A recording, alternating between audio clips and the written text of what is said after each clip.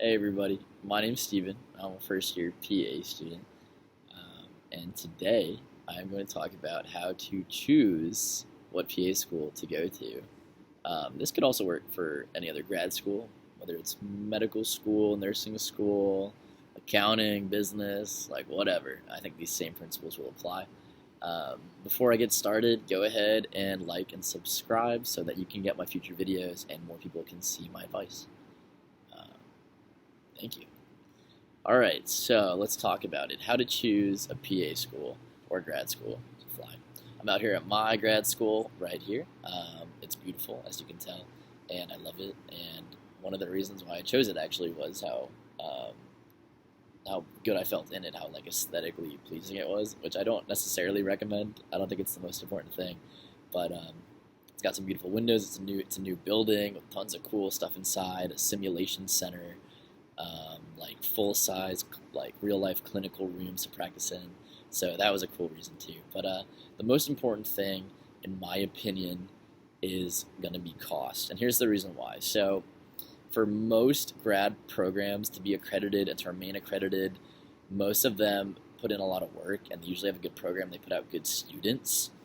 Um, Usually in grad school, if you go to a grad school and you get a degree and it's accredited, you're going to get a job.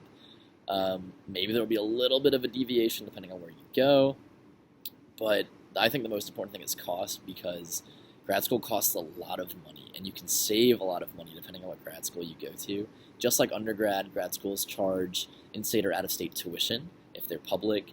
If they're private, usually they just kind of bump that tuition up to make up for the lack of charging that out-of-state tuition. Um, for me, I got lucky because the best school in my state, the one that I go to, also was one of the cheapest. So I kind of got to get a double win there, which was fantastic. And if you're one of those people who's lucky enough to have parental support, and they'll pay for a more expensive school that you like better, that's ranked a little higher, obviously do that. That's awesome. I didn't have that per se. I knew that I was going to be paying with my schooling with loans. So I chose to go to a school. Or I chose to only apply to schools that would benefit me financially. So I chose the best school in the state, which is where I go. That was cheaper, and then I chose a local private school where I would have been able to live at home and then save money on rent and food and live with my mom and have a great time with her and all that stuff. I did end up getting into the first school that I applied to, my first choice, and so I'm paying a little less in tuition, and it's not too expensive to pay rent here because it's a college town. So I've been really lucky to have that situation work out for me. But cost is huge. Obviously, I think it goes without saying that you do want to go to a good school. Like if the option is going to a school that's ranked in the top 10 versus top bottom, like maybe it's worth ranked 100 and maybe the cost is only like a little bit of a difference, like a 10% difference, go for it. I mean, that's huge. It always looks good to go to a better program, but I don't think it's always the most important thing with grad school as opposed to undergrad because most grad schools are a little bit more even for a lot of programs um, than undergrad is. Like an undergrad, you can go to an Ivy League school, and man, you're going to get it anywhere if you go to an Ivy League school, right? As opposed to like a state school or like a community college or something. So it really, really, really matters the ranking. Like for sure, cost matters there, but the ranking matters a lot. Um, for grad school, though, you're going to get that degree. You're going to have good clinical experience with good recommendation letters usually, or internship experience if you're in a different program that doesn't do clinicals.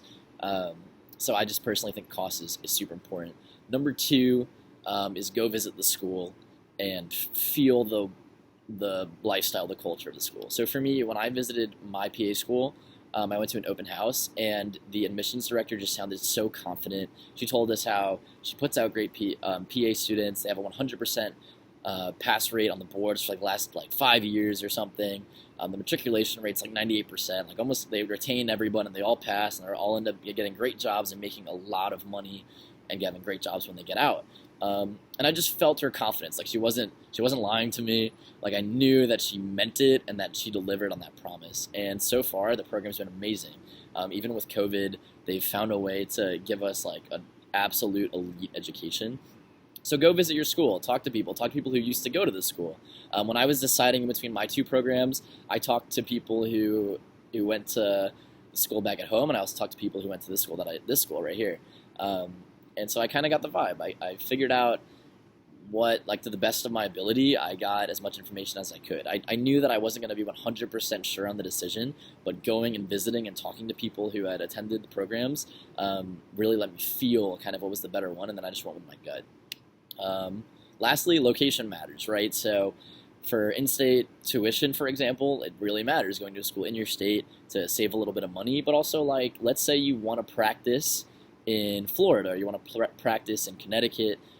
You should go to a school in that state that is going to teach you to the laws of that state. And they're going to have connections also in that state as well for jobs. You're going to do your clinicals in that state, you're going to do your internship in that state, and you're going to also learn if you really want to live there. So let's say you've always wanted to go to California, but you've never actually spent more than like a week-long vacation in California.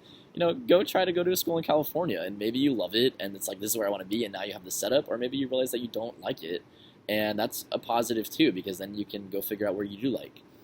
So anyway, those are my big three things: the cost of the school, the feel when you visit, and then the location. I'm Steven. I'm a first-year PA student. If you like this video, please subscribe and comment, like the video as well. Share it with people. I just appreciate you watching. So thank you, and good luck in your future endeavors with grad school. Bye.